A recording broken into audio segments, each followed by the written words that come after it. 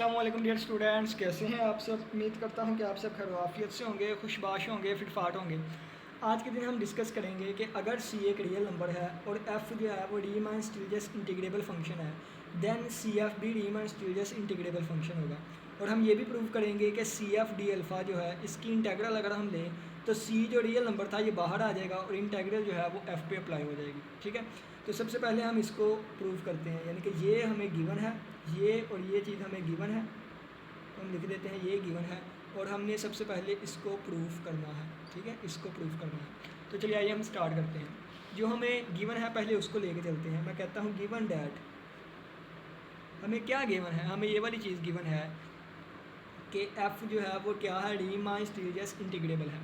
अगर कोई function Riemann स्टीरियस integrable होता है तो उसका अपर सम माइनस लोअर सम जो है वो एप्सिलॉन से कम होता है, लेस देन एप्सिलॉन होता है। ये क्राइटेरिया होता है चेक करने के लिए। ठीक है, अगर फंक्शन इंटीग्रेबल हो देन ये वाली चीज़ होती है, अगर ये वाली चीज़ हो देन फंक्शन इंटीग्रेबल होता है। इसका हम प्रूफ भी करके आए हुए हैं। ठीक है, तो ये चीज़ हमें गिवन थी, यहाँ से हमने ये वाला लिख लिया। और यहाँ पे पी जो है, यहाँ पे पी जो है ये कोई भी एक पार्टीशन है, ये सेट ऑफ पार्टीशंस में से कोई भी एक पार्टीशन है। ठीक है, इसको हम इनइक्वालिटी नंबर 1 का नाम दे देते हैं। अब नेक्स्ट देखें, हम इसका अपर सम और लोअर सम जो है वो देखेंगे। ठीक है, इसका अपर सम और लोअर सम देखें।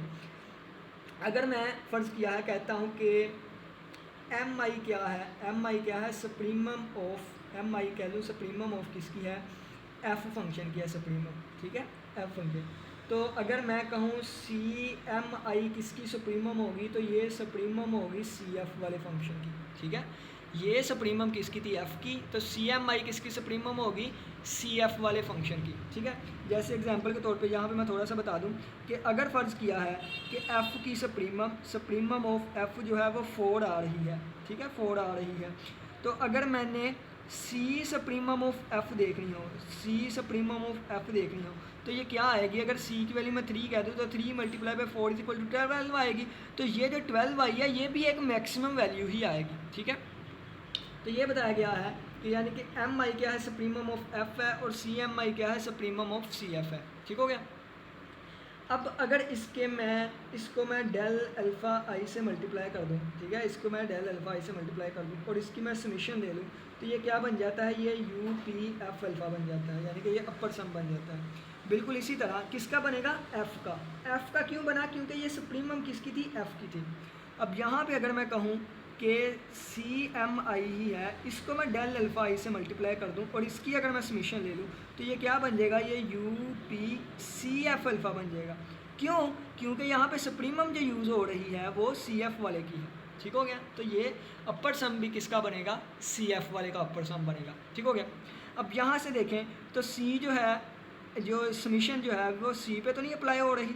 ठीक है, सी पे तो नहीं अप्लाई हो रही, तो मैं क्या करता हूँ, मैं सी बाहर निकाल लेता हूँ, तो ये हमारे पास आ जाएगा M I del alpha I, और ये चीज़ किसके इक्वल है, ये यू पी एफ अल्फ़ा के इक्वल है, तो आ गया U P C F alpha equal आ गया सी, और इसकी जगह पे क्या आ गया, यू पी एफ अल्फ़ा आ गया। ठीक है, इसको हम इक्वेशन नंबर, इसको इनइक्वालिटी नंबर 2 का, इक्वेशन नंबर 2 का नाम देते हैं। ठीक है, इसको हम 2 का नाम दे देते हैं, इसको हमने नाम दे दिया 2 वाले का। ठीक है, ये हमने 2 वाले का इसका नाम दे दिया। अब जिस तरह हम सुप्रीमम लेके चले हैं, बिल्कुल इसी तरह इन्फीमम लेके चलेंगे। मैं कहूँगा सिमिलरली, अब मैं डायरेक्ट लिखने लगा क्या, एम आई क्या होगा, इन्फीमम ऑफ एफ होगा, तो और सी एम आई क्या होगा, इन्फीमम ऑफ सी एफ होगा। जो हमारे पास समीशन सी एम आई और डेल अल्फ़ा एक्स आई बनेगा, ये हमारे पास क्या बनेगा, ये लोअर सम बनेगा लेकिन सी एफ वाले का। ठीक है, क्योंकि यहाँ पे सी एफ वाला है, और अगर मैं सी बाहर निकाल लूँ तो ये वाली चीज़ इस तरह बन जाएगी। ठीक है, इस तरह बन जाएगी। और अगर आप देखें तो ये किसकी वैल्यू बनेगी, ये हमारे पास लोअर सम वाले की वैल्यू बनेगी। ठीक है, ये सिंपली लोअर सम की बनेगी, तो आ जाएगा C lower sum of F, C lower sum of F is equal to lower sum of C F, और ये अल्फ़ा आ गया। ठीक है, ये हमारे पास दूसरा रिजल्ट आ गया, यानी कि हम यहाँ पे लिख लेते हैं L P C F alpha, ये इक्वल आ गया सी और एल पी एफ अल्फ़ा, ये हमारे पास दूसरा रिजल्ट आ गया। और इसको हम इक्वेशन नंबर 3 का नाम दे देते हैं, इसको हम इक्वेशन नंबर 3 का नाम दे देते हैं। अब हम क्या करेंगे, अब हम इनका डिफरेंस ले लेंगे, ठीक है, यानी कि इसमें से ये माइनस कर दूंगा तो ये आ जाएगा, यानी कि मैं कहूँगा 2 - 3, ठीक है, 2 - 3 वी गेट, तो ये हमारे पास बन जाएगा क्या, U P C F alpha, और लेफ्ट हैंड साइड माइनस होगी, और L P C F alpha, और इस इक्वल टू ये माइनस ये आ जाएगा, तो C U P F alpha, और आ जाएगा minus C L P F alpha. अगर आप इसमें देखें तो सी कॉमन आ रहा है, बाकी क्या बचेगा, यू पी एफ अल्फ़ा और minus L P F alpha.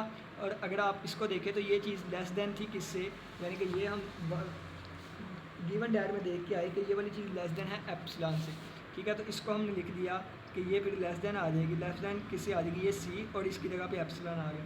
अब सी एप्सिलॉन को हम एप्सिलॉन नॉट का नाम दे देते हैं, तो ये देखें ये बन गया U P F alpha minus L P F alpha जो है ये लेस देन आ गया किससे, एप्सिलॉन डैश से।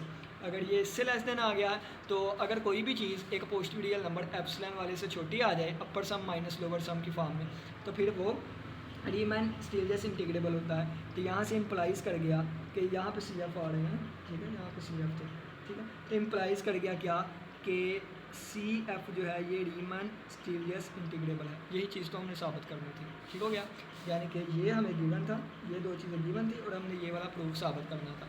तो ये हमारे पास हमारा प्रूफ हो गया कि सी एफ जो है ये भी रीमैन स्टीरियस इंटीग्रेबल है। कैसे प्रूव किया, ये गिवन था, अगर कोई फंक्शन रीमैन स्टीरियस में इंटीग्रेबल होता है तो upper sum minus lower sum less than epsilon होता है। हमने सुप्रीमम ली, अपर सम सिंपल लिया एफ वाले का और सी एफ वाले का अपर सम लिया, ठीक है, इन दोनों के दरमियान रिलेशन को इक्वेशन नंबर 2 का नाम दे दिया। इन्फीमम ली, उससे लोअर सम बनाया, एफ वाले का लोअर सम बनाया और सी एफ वाले का लोअर सम बनाया, इन दोनों के दरमियान का रिलेशन को मैंने 3 कह दिया। इससे ये माइनस किया तो हमारे पास इंटेग्रेबिलिटी का क्राइटेरिया बन गया, जिससे हमने कह दिया कि सी एफ जो है वो रीमैन स्टीरियस इंटीग्रेबल है, ठीक है। अब हमने प्रूफ करना है, अब हमने क्या प्रूफ करना है, अब हम प्रूफ करेंगे ये वाली चीज़, ये वाली, ठीक है, अब ये वाली चीज़ प्रूफ करने लगे, यानी कि अब मैं प्रूव करने लगा हूँ ए से B C F D alpha जो है ये इक्वल होगा सी ए से बी एफ डी अल्फ़ा। यानी कि मैं बताना चाहता हूँ क्या कि सी जो है ये बाहर भी आ जाता है, ठीक है, सी जो है ये बाहर भी आ जाता है। सबसे पहले देखें, हमें पता है क्या कि U P C F alpha जो है इक्वल है C U P F alpha, ठीक है, ये नंबर 2 वाला, ठीक है, नंबर 2 वाला, ये मैंने नंबर 2 वाला लिख लिया, नंबर 2 वाला लिख लिया, नंबर 2 वाला, ठीक है। अब मैं क्या करता हूँ, मैं इसकी ना दोनों तरफ जो है वो इन्फीमम ले लेता हूँ, ठीक है, तो मैंने दोनों तरफ इसकी इन्फीमम ले ली, infimum of U P C F alpha, और ये आ गया इन्फीमम ऑफ सी, और ये आ जाएगा यू पी एफ अल्फ़ा। असल में देखें तो ये तो सी एक कांस्टेंट है, और हम ये भी पढ़ के आए थे कि अगर कोई कांस्टेंट मल्टीप्लाई होता हो सुप्रीमम या इन्फीमम से तो वो कांस्टेंट बाहर आ जाता है, ठीक है, यहाँ पे हवाला लिख लीजिएगा। तो ये हमारे पास आ जाएगा infimum of U P C F alpha is equal to आ जाएगा C infimum of U P F alpha. हमें क्या पता है, हमें पता है एक होता है अपर इंटीग्रल, एक होता है अपर इंटीग्रल। अपर इंटीग्रल क्या होता है कि इसको इस तरह दार करते हैं ए से बी डैश, ठीक है, ए बी डैश, और ये एफ डी अल्फ़ा, और इस इक्वल टू ये होता है इन्फीमम ऑफ अपर सम्स। एक होता है लोअर इंटीग्रल, एक होता है लोअर इंटीग्रल। लोअर इंटीग्रल क्या होता है, ए से बी और ए के नीचे डैश आएगी, और ये होता है F D alpha is equal to supremum of U, supremum of lower sums, ठीक है, सुप्रीमम ऑफ एल। और एक होता है इंटेग्रल, यानी कि अगर हमारे पास फंक्शन जो है वो रीमान स्टीरियस इंटीग्रेबल हो तो फिर अपर जो है वो लोअर वाले के इक्वल हो जाता है, यानी कि ये A B dash F D alpha is equal to A B, यानी कि अपर इंटेग्रल लोअर इंटेग्रल आपस में इक्वल हो जाते हैं, और उसको हम एक ही नाम दे देते हैं ए से बी एफ डी अल्फ़ा के, ठीक है।